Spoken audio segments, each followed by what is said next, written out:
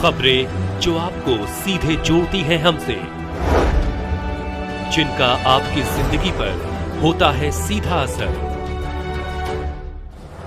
खबरों की वही तस्वीर, बिना बदले बिना डरे, जज्बा सच का लिए, सच दिखाते हैं। सांसद पप्पू यादव दिल्ली के छतरपुर एवं कृष्णानगर विधानसभा क्षेत्र में कांग्रेस प्रत्याशी के समर्थन में चुनावी सभा को संबोधित किया। सांसद पप्पू यादव ने कहा कि देश बचाने एवं दिल्ली के विकास के लिए कांग्रेस को चुने। दिल्ली बिहार के पूर्णिया के चर्चित सांसद राजेश रंजन उर्फ पप्पू यादव दिल्ली के छतरपुर विधानसभा के आया नगर कॉलोनी बांध रोड में कांग्रेस प्रत्याशी राजेंद्र सिंह तंवर के समर्थन में विशाल जनसभा को संबोधित किया। सभा में क्षेत्र वासियों से संवाद कर कांग्रेस की नीतियों, राजेंद्र सिंह तंवर के नेतृत्व में छतरपुर के समग्र विकास के लिए किए जाने वाले कार्यों की चर्चा की। सांसद पप्पू यादव ने छतरपुर के उज्जवल भविष्य के लिए कांग्रेस को समर्थन देकर विजय बनाने की अपील की। दिल्ली के कृष्णानगर विधानसभा क्षेत्र में कांग्रेस प्रत्याशी गुरुवार चरण सिंह राजू के समर्थन में विशाल चुनावी सभा को संबोधित किया।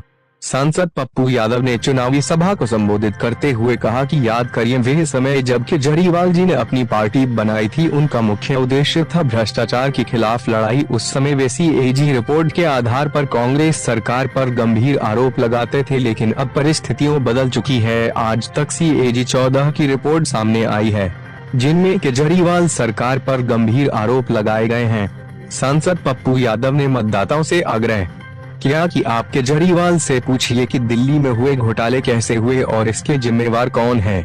यह स्पष्ट है कि आपका भ्रष्टाचार का चेहरा अब सामने आ चुका है। देश बचाने और दिल्ली के विकास के लिए कांग्रेस को चुने।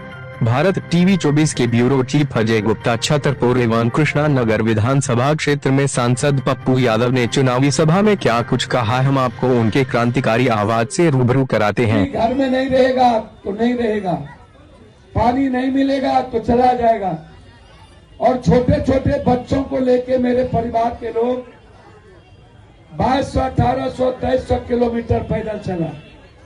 उस वक्त पूर्वांचल के लोगों की याद बीजेपी और अरविंद जी को क्यों नहीं आया? अरविंद जी, आप हमें एक बात बताओ, आप किसके वोट के बदौलत जीते? पूर्वांचल दलित गरीब के बदौलत। और जो बीजेपी आज बड़ी बड़ी बात करते हैं, आप उनसे कभी पूछो कि कांग्रेस ने जो चीज इस देश में शुरू की, मजदूरों के लिए, किसानों के लिए, महिलाओं के लिए, पेंशन जितना कांग्रेस, इंदिरा गांधी, नेहरू जी, निःशक्त पेंशन, वृद्धा पेंशन, विधवा पेंशन, छात्रवृत्ति, एस्टेपेन, चाहे कस्तूरबा स्कूल, चाहे नवोदय विद्यालय, चाहे जिला स्कूल, आप कोई भी चीज, मनरेगा, महिलाओं के लिए पौष्टिक आहार, इंदिरा आवास। यदि हिंदुस्तान में जिसके पास एक कट्ठा एक धूर जमीन नहीं था, तो आजादी के बाद से लेकर आज से 15 साल पहले तक कांग्रेस की सरकार, जिन्होंने दिल्ली को दुनिया में नंबर 1 किया, शीला दीक्षित करो, याद करिए मनमोहन सिंह को, याद करिए आप राजीव गांधी जी को, कि शीला जी ने किस तरह पूर्वांचल का सम्मान करती थी, कैसे एक एक लोगों की इज्जत करती थी, कैसे वे महिलाओं से मिलती थी, कैसे शीला दीक्षित के समय में उनके विधायक आपसे मिलते थे। लेकिन बीजेपी और अरविंद जी ने जबरदस्ती बदनाम किया, साजिश के तहत। दोनों ने, बीजेपी जब ये देख लिया कि हम अब नहीं जीतेंगे दिल्ली में, तो उन्होंने अपनी बी टीम को खड़ा किया। अरविंद केजरीवाल और अन्ना हजारे के बदौलत बदनाम किया। आज भी शीला दीक्षित जी के पास अपना घर नहीं है कोई। तो इस हिंदुस्तान में किसानों को जो जितनी ऋण सब्सिडी मिला, वो किसकी देन है? जितनी ट्रेनें चली बिहार, वो किसकी देन है?